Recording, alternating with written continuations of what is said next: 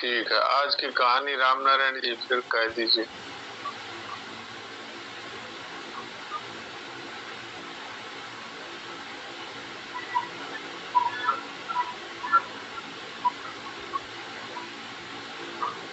हाँ बोलिए। बात बहुत पुरानी है। एक सम्राट थे बाजीराव पेशवा।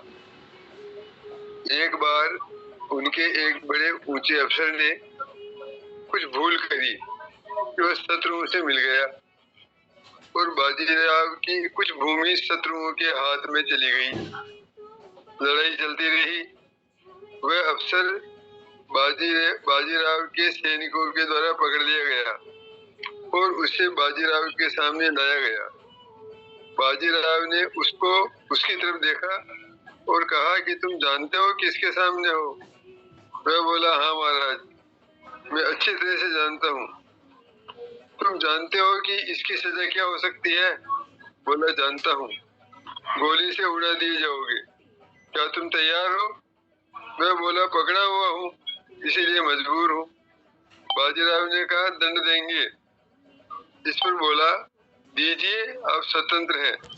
बाजीराव ने कहा कि हम तुम्हारे दंड का विधान करते हैं। सुनो, आज से तुम बाजीराव की सेना के सबसे बड़े प्रधान सेनापति होगे और अब तुम जाओ, जितनी भूमि गई है उससे दुगनी भूमि लेकर के आओ। उसे प्रधान सेनापति का पद दे दिया गया। यह ऐतिहासिक सत्य है। उसका हृदय बदल गया। उसके मन में आया कि कहाँ मैं बागी और कहाँ इनका मुझसे इतना विश्वास। मैं चाहता तो आज कुछ भी कर देता। मैं चाहता तो आज कुछ भी कर देता। पर इनका मेरे प्रति कितना विश्वास है। इन्होंने मुझको प्रधान सेनापति बना दिया। सचमुच वह अत्यंत भक्त हो गया और लड़कर के दुगनी जमीन ले आया। इस प्रकार अपने सद्व्यवहार, उदारता, शालीनता, विनय, सच्चा प्रेम और हित से दूसरों के हृदय पर विजय प्राप्त की जा सकती है। हाँ वाह, बहुत अच्छी बात।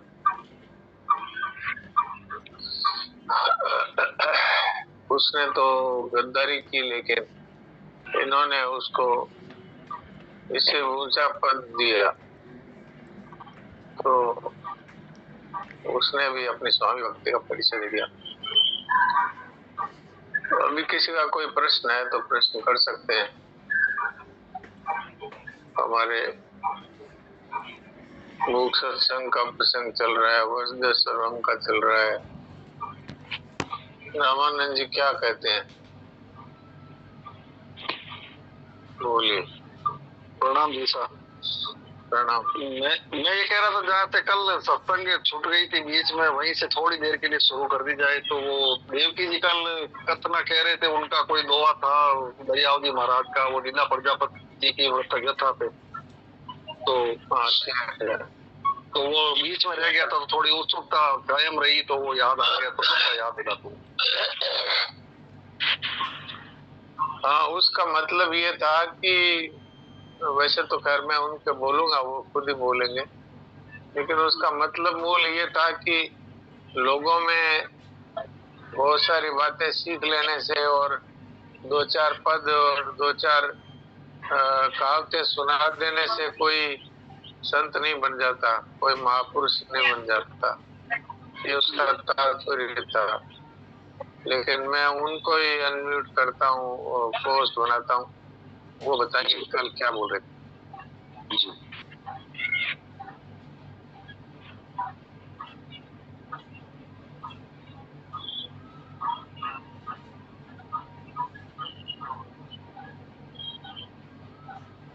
हाँ देवकी जी बता दीजिए, कल आप कौन सा दुआ बोल रहे थे? नारायण नारायण। कल मैं वो कह रहा था कि 5 7 साखी कही, हाँ, पद गाए 10 दोय, 10 दोय, दरिया कारज ना सरे, हाँ, पेट भराई होई। पेट भराई होई।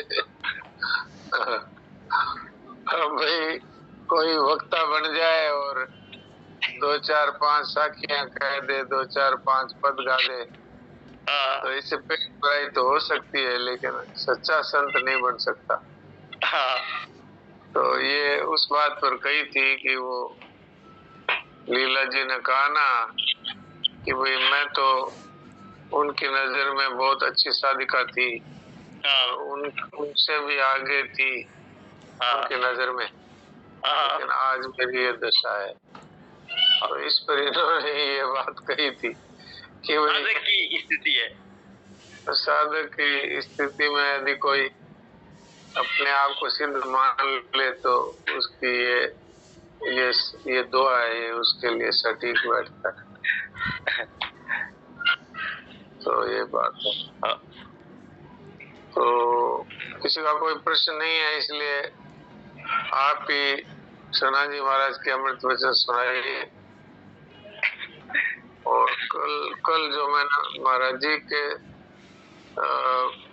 जी ने जो बातें कही थी विशेषता से 5 बजे प्रार्थना में, हाँ। उस पर आज फिर महाराज जी ने उसी बात को आगे बढ़ाया। महाराज जी ने कहा कि ये मैं और हूँ, ये दो शब्द हैं, इनका यदि ठीक प्रकार से विवेक कर लिया जाए तो मनुष्य तत्काल जीवन मुक्त हो सकता है। ये हूँ तो सत्ता का वाचक है और मैं है वो देहाभिमान का वाचक है। तो मैं हूँ कहते हैं तो मैं तो भगवान ने अपरा प्रकृति में लिया है। जैसे पृथ्वी है ऐसे मैं है, जैसे जल है, आकाश है, अग्नि है, वायु है, ऐसे ही मैं है। यानी पंच महाभूतों की तरह ये मैं भी जड़ है, जड़। तो ये मैंपन को हमने पकड़ रखा है और जो बदलने वाला है वो हूँ के रूप में मौजूद है। मैं हूँ कहते हैं तो मैं तो बदलता रहता है। मैं जवान हूँ, मैं बूढ़ा हूँ, मैं बालक हूँ, मैं रोगी हूँ, मैं निरोग हूँ, मैं धनवान हूँ, मैं गरीब हूँ। तो मैं तो बदलता रहता है, लेकिन हूँ देखो सब में समान है। आप देखिए हूँ सब में एक आया। धनी हूँ, निरोग हूँ, रोगी हूँ, विद्वान हूँ, मूर्ख हूँ ज्यों का त्यों है। अर्थात सत्ता है वो कभी बदलती नहीं और मैंपन है वो बदलता है। वैसे हमारा अनुभव भी है कि बचपन में जो साथी थे, जो सामान था, जो परिस्थितियां थी, जो घटनाएं थी, कोई भी ऐसी चीज नहीं है कि जो आज भी मौजूद है। सब कुछ बदल गया। ये जो सब कुछ बदल गया, उस बदलने वाले मैं को हमने पकड़ रखा है। तो अगर मैं को न पकड़े तो है रूप से परमात्मा है। आप कहेंगे कौन है वो? आप खुद ही देखिए। आपसे पूछा जाए कि भाई सब कुछ बदल गया, तुम भी बदल गए, बोले मैं तो वही हूँ जो बचपन में था, वही आज हूँ। तो खुद नहीं बदला। शरीर बदल गया, साथी बदल गए, अवस्थाएं बदल गई, सामान बदल गया, परिस्थितियां सब कुछ बदल गई, पर खुद वो का वही है। और तो और जागर स्वप्न गहरी नींद में भी ये ज्यों का त्यों रहता है। आप गहरी नींद में चले जाओ तो ये तो पता नहीं रहेगा कि कहाँ पर है, कौन है, लेकिन ये कभी नहीं होता कि मेरा अभाव हो गया। क्योंकि अभाव हो जाता तो उठ करके कौन बताता कि मैं सुख से सोया। तो सुख से सोया वो तो जाग ही रहा था ना। जो सुख से सोया वो तो सत्य स्वरूप है, तो वो तो कभी भी अभाव नहीं होता उसका। तो ये मैंपन है, इसका तो अभाव भी होता है और ये बदलता भी है, लेकिन है अर्थात हूँ सत्ता। अपना होनापन है ये बदलता नहीं। तो इस होनापन में अपनी स्थिति का अनुभव जो कर लेता है वो परमात्मा को प्राप्त महापुरुष है। और ये है सरल, जिसको छोड़ना है वो अपने आप ही हमको छोड़ के जा रहा है। जिससे हमने अपना संबंध छोड़ना है वो तो हमें छोड़ के ही जा रहा है। धन है, जमीन है, मकान है, शरीर है, सब तो हमको छोड़ के जा रहे हैं। तो जिनको हमारा संबंध छोड़ना है वो तो हमको सब छोड़ ही रहे हैं। तो निवृत्ति तो संसार की स्वतः हो ही रही है और प्राप्ति भी परमात्मा की स्वतः हो रही है। आप देख लो, अपना स्वयं का अभाव कभी नहीं होता। तो ये जो स्वयं है, जिसको आत्मा कह दो, होनापन कह दो, परमात्मा कह दो, इसका कभी अभाव नहीं होता। ये जो कहते हैं हमको प्राप्त है। होनापन किसको प्राप्त नहीं है? जो होनापन है यही परमात्मा है, यही आत्मा है। किसको प्राप्त नहीं? किसी को पूछो भाई तुम हो कि नहीं, तो वो कहेगा मैं हूं। और कभी नहीं बदलता, कभी भी। इतने वर्ष हो गए बचपन से लेकर अब तक, और वही जीवात्मा है, वो कभी नहीं बदलता। और भगवान ने तो गीता जी में साफ कहा है, नत्युवाहम जातु नासम नत्तम नेमे जनाधिपा न चैव न भविष्यामि सर्वे वयमतः परम। ये मैं तू और राजा लोग पहले नहीं थे, ऐसा नहीं था, और आगे नहीं रहेंगे ऐसा भी नहीं है, और आज भी ये है। तो इस रूप में नहीं रहेंगे, लेकिन इनकी सत्ता का अभाव नहीं होगा। जीव जो का त्यों रहता है, लाखों करोड़ों शरीर धारण करता है, लेकिन वो जीव वो का वो ही रहता है। ऐसा नहीं है कि कोई दूसरा आ गया, क्योंकि अगर दूसरा हो जाता तो फिर वो कर्मों का फल कौन भोगता? मान लो इस जन्म में हमने पाप कर्म किए, पुण्य कर्म किए और शरीर छूट गया, तो अगर वो जीव नहीं रहा तो अगले जन्म में वो कर्मों का फल कौन भुगतेगा? लोकों में कौन जाएगा? कौन नरक में जाएगा? कौन स्वर्ग में जाएगा? कौन नीची योनियों में जाएगा? तो वही जाता है जो इस जन्म में था। तो जन्म पे जन्म होते जाएंगे, शरीर पे शरीर मिलते जाएंगे, लोक पे लोक मिलते जाएंगे, लेकिन वो जीव है वो का वही रहता है। तो इसलिए हमें अपना होनापन है वो सदा प्राप्त है। ये होनापन है, ये परमात्मा है। तो यदि हम शरीर में स्थित रहेंगे तो जन्मेंगे मरेंगे, लेकिन अगर अपने होनापन में अपनी स्थिति का अनुभव कर लेंगे तो सदा के लिए जन्म मरण मिट जाएगा। होनापन कह दो, परमात्मा कह दो, तो परमात्मा में अपनी स्थिति का अनुभव हो गया तो जीवन मुक्त हो गया, जीते जी। इतनी सरल बात है, और हम इसको पकड़ते नहीं, तो इसलिए सुनते हैं और फिर दूसरों को सुना देते हैं, लेकिन खुद नहीं पकड़ते। खुद इसको अनुभव करना हो तो शरीर और संसार से मानव का जो संबंध है इसको छोड़ना होगा, और शरीर और संसार से जो सुख लेने की इच्छा है इसको छोड़ना पड़ेगा। ये सबसे बड़ी बात है। तो इस विषय में किसी का कोई प्रश्न हो तो प्रश्न कर सकते हैं।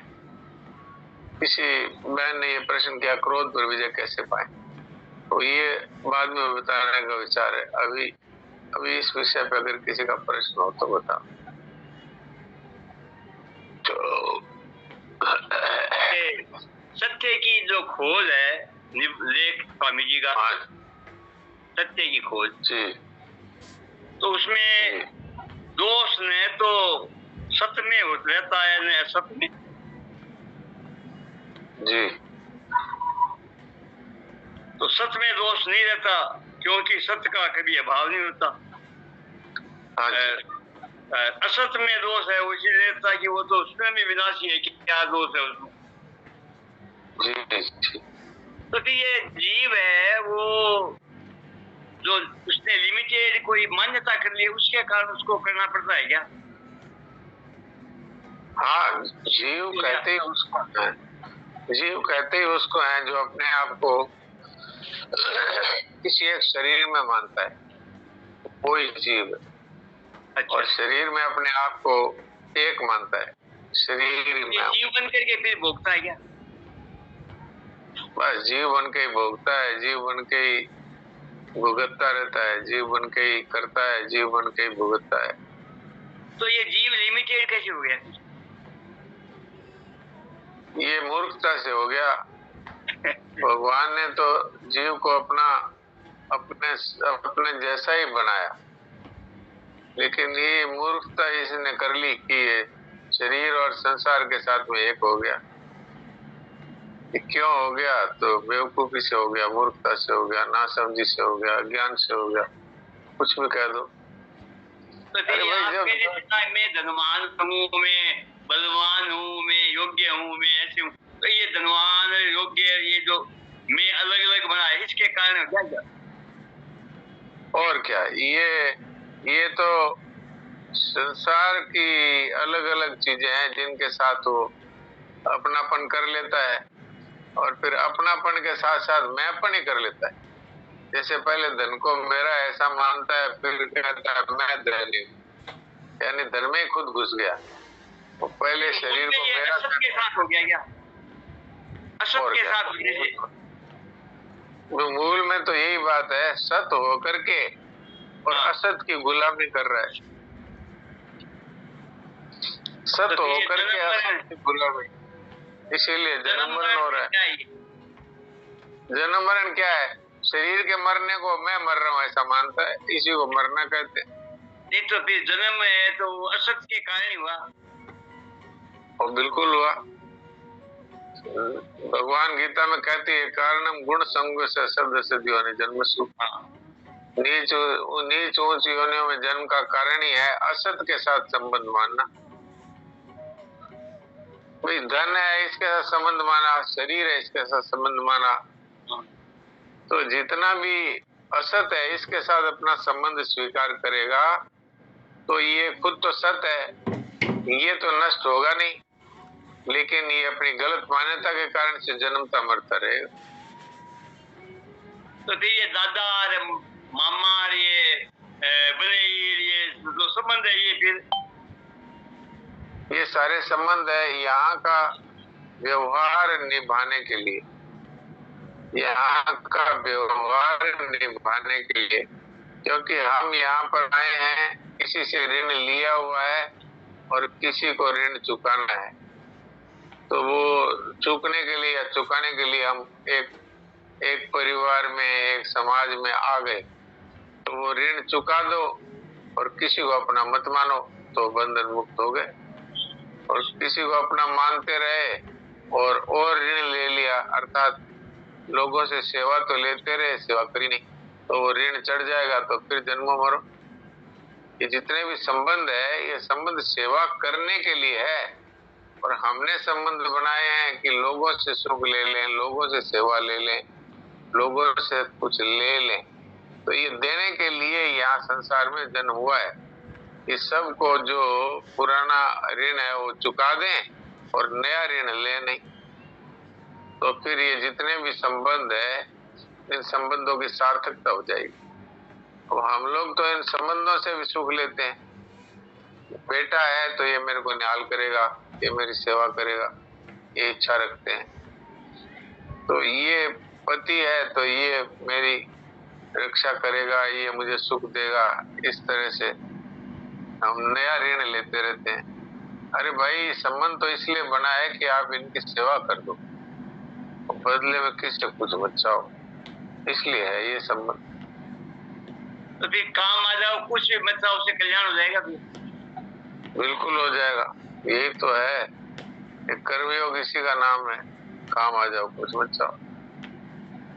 और जब तक चाहते रहोगे तब तक ये कर्मयोग नहीं होगा, कर्म होगा, कर्म। तो कर्म अच्छा है तो उसका अच्छा फल होगा, बुरा है उसका बुरा फल होगा, लेकिन जन्म मरण से नहीं छूटेंगे। सुनील दास जी क्या कहते हैं इनसे पूछते हैं। हाँ सुनील दास जी बताइए आप क्या पूछ रहे हैं? महाराज जी राम राम। राम राम। महाराज जी, ये असत जो है स्वतः नष्ट हो रही है, असत स्वतः नष्ट हो रही है, तो भगवान जो है हमारी योग्यता का अपेक्षा क्यों रखते हैं? भगवान हमको स्वतः मुक्त नहीं कर सकते हैं? भगवान ने तो हमें स्वतः मुक्त ही बना करके भेजा है इस संसार में। भगवान ने तो हमें शुद्ध बुद्ध मुक्त बना करके ही भेजा है। हमने संसार की असत वस्तुओं को पसंद कर लिया। अब ये शरीर है तो ये असत वस्तु है, हमने शरीर को ही कह दिया ये मेरा है, और फिर इसी को कह दिया यही मैं हूं। भगवान ने थोड़ी कहा था कि तुम शरीर को अपना मान लो। वास्तव में तो भगवान ने तो हम सब की रचना की है अपने साथ खेलने के लिए। जो रास कहते हैं ना, रास का अर्थ है कि रस का निष्पादन हो। तो रस तब होता है जब 2 4 5 साथी मिल जाते हैं। तो भगवान ने तो हमारा निर्माण किया था अपने साथ रास में खेलने के लिए। लेकिन हमने क्या किया कि रास में जो वस्तुएं मिली उनको ही हम उनकी ओर आकर्षित हो गए, उनको ही अपना मानने लगे। तो अब रास की वस्तुओं को अपना मानने लगे तो जो रास बिहारी है उनको भूल गए। हमें तो परमात्मा के साथ में रास करना था और हम लग गए जो डांडिया दिया उसी में, और या फिर जो वस्त्र दिए उसी में मोहित हो गए, या फिर जो एक दूसरे व्यक्ति है इन्हीं में मोहित हो गए। तो ये भगवान की तरफ से भूल नहीं हुई, ये भूल हमारी तरफ से हुई। असत की स्वतः निवृत्ति होती है, ये भगवान की कृपा है। अगर ये असत वस्तुएं इस तरह निवृत्त नहीं होती तो इनको छोड़ना ही कितना मुश्किल होता। आज तो हम जिसको पकड़ते हैं वही छूट जाती है, जिनको पकड़ते हैं वही छूट जाती है। बचपन को पकड़ा वो छूट गया, जवानी को पकड़ा वो छूट गई, बुढ़ापे को पकड़ रखा है वो भी छूट जाएगा, और धन को पकड़ रखा है वो भी छूट जाता है, मान को पकड़ते हैं वो भी छूट जाता है, परिवार को पकड़ के रखते हैं वो भी छूट जाता है। तो भगवान ने तो कृपा की है जो असत का निर्माण ही ऐसा किया कि जिससे ये दिखता ही नहीं। तो संत लोग कहते हैं कि रहता रूप सही कर रखो, बहता संग न बहीजे। ये जो सदा रहने वाला है परमात्मा, उनके साथ हमारा रास होना चाहिए, उनके साथ ही प्रेम होना चाहिए, उनके साथ ही संबंध होना चाहिए। वो परमात्मा से संबंध न जोड़ करके और वस्तु व्यक्ति इनके साथ संबंध जोड़ लिया। तो ये भगवान की तरफ से भूल नहीं है। भगवान तो कृपा करके इन सबको जिनको पकड़ते हैं सबको छुड़ा रहे हैं। आप कुछ भी पकड़िए वो छूट जाएगा, कुछ भी पकड़िए वो छूट जाएगा। तो भगवान तो कहते हैं कि अरे तुम मेरे साथ रास में शामिल हो जाओ। कहां पर तुम रास की वस्तुओं में फंस गए। तो वो जो हम पकड़ते हैं उसी को छुड़ाते हैं कि आ जाओ मेरी तरफ, आ जाओ मेरी तरफ। अरे जिन परिवार वालों के मोह में हम रात और दिन फंसे रहते हैं उनसे ही हमको अपमान करवाते हैं, जूते पड़वाते हैं, गालियां दिलवाते हैं, फिर भी हम उनका मोह नहीं छोड़ते। तो इसलिए भगवान की तरफ से ये नहीं है। भगवान तो चाहते ही हैं कि हम उनकी रास में शामिल हो जाएं। इसीलिए पूरी सृष्टि का निर्माण ही ऐसा किया कि कुछ भी यहाँ सदा रहने वाला नहीं, ऐसा इस सृष्टि का निर्माण किया। महाराज जी, हम लोग तो ऊपर से संबंध बना चुके हैं भगवान से कि भगवान ही हमारे हैं, भगवान ही सत्य है और कुछ रह नहीं सकता है। तो भगवान तो दयावान है ना, दया करके ही हम लोग का मूर्खता पर थप्पड़ मार के हटाए। तो हटाते ही हैं, वो तो थप्पड़ मार मार के हटाते ही हैं। आप जिसको पकड़ते हैं उसी को छुड़ा देते हैं, आप जिससे प्यार करते हैं उसी से धोखा आपको मिल जाता है। ये सब तो भगवान की कृपा ही है ना। आप जिस शरीर को मेरा मेरा कहते हैं वो शरीर ही आपको धोखा दे देता है। रात को सोते हैं और सुबह हाथ नहीं उठता, पाँव नहीं उठता, क्या हुआ बोले लकवा हो गया। तो वो शरीर जिसको मेरा मेरा कहते थे वो शरीर धोखा दे गया। जिन आंखों पर हम इतना नाज करते हैं, उन आंखों की रोशनी चली जाती है। जिन कानों से हम मधुर संगीत सुनना चाहते हैं, वो कानों का सुनना है, उसकी शक्ति नष्ट हो जाती है। ये सब तो भगवान कह रहे हैं, अरे भाई ये सब तुम्हारे पास नहीं रहेंगे, तुम क्यों इनके पीछे पड़े हो, तुम मेरी रास में शामिल हो जाओ भैया। तो रास में देना ही देना होता है। राधा जी है वो भगवान कृष्ण को सुख देती है, भगवान कृष्ण राधा जी को सुख देते हैं। किसी में लेने की भावना नहीं है, रास का अर्थ ही है। और हमने यहाँ पर लेना ही लेना शुरू कर दिया, तो इसलिए रास की जगह रास में भंग पड़ गया ही, रास की जगह फांस हो गई है। तो इसलिए भाई भगवान की तो बड़ी कृपा है, अब अपने ऊपर थोड़ी खुद की कृपा कर दो, अपनी कृपा अपने पे कर दो। इसलिए भगवान ने कहा उद्धरेद आत्मान आत्मानम न आत्मानम अवसादेत। हे भैया अपने आप से अपना उद्धार करो, अपने आप को क्यों डुबो रहे हो भैया, ये बात। जी महाराज जी, हम लोग प्रयास में लगे हुए हैं महाराज जी, लगे हुए हैं। ठीक है, प्रयास में लगे रहिए और उनकी कृपा का भरोसा रखिए, और जहाँ जहाँ अपनी गलती दिखे उस गलती को सुधारिए। नहीं समझ में आए तो हम आपस में सब लोग चर्चा करते हैं, जिससे कि गलती है वो प्रत्यक्ष दिखाई देने लग जाए, अरे भाई ये भूल है। प्रश्न पूछने से बहुत स्पष्टता आती है और साधक को रास्ता मिलता है। प्रश्न आप पूछते हैं, प्रश्न रास्ता हमको सबको मिलता है। इसलिए मैं प्राय रोजाना ये कहता हूँ, किसी का कोई प्रश्न है तो जरूर बताइए।